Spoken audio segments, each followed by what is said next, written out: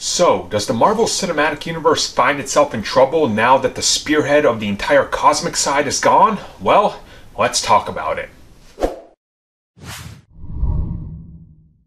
So of course by now, most of you already know James Gunn, the director of Guardians of the Galaxy, the man who's responsible for bringing us all of the cosmic glory we have in the MCU, was officially fired by Disney after some controversial stuff was found. Now, we're not really here to talk about that. We're here to talk about the fact that many people believe that without him, the cosmic side of the MCU wouldn't be the way it is. And I'm going to 100% agree with you. You know, James Gunn was at the time like the only man you could hire to be able to do this, just because of how out there he was and how his perception of certain things, is. And his love for animals, certainly for something like Rocket Raccoon.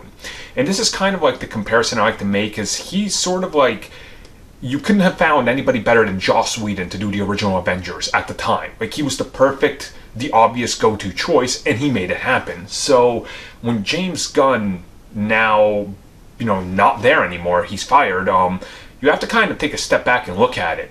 All the plans and groundworks that he was laying down are now going to be different, right? Because it's not his vision, it's not his voice anymore, and you can't have someone mimic his style because that doesn't breed success. Somebody else has to have their own style, and we've seen this before, when someone like Joss Whedon had to take over for Zack Snyder. He couldn't mimic his style and his voice, even though he reshot Zack Snyder's rewrites, and that's a big problem. So, what exactly is going to be the status of the MCU future? Well, things are definitely going to be different. If at all, I'm pretty positive that they're going to have to scale back in some of them, because it is going to have to be a completely different thing, because James Gunn was the one that was going to be introducing a lot of elements into the MCU with his Guardians of the Galaxy Volume 3.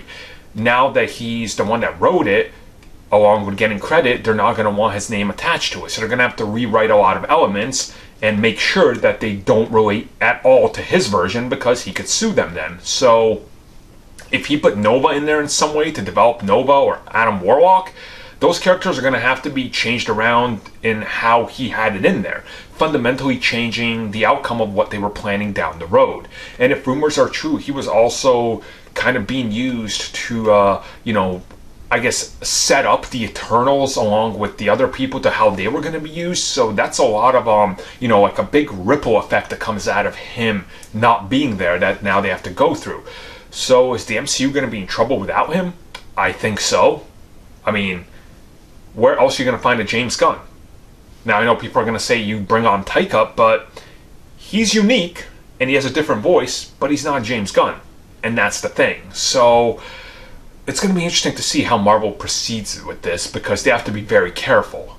Because a few missteps after all this, and certainly what's been said online, things could go very bad for them if it doesn't live up to expectations.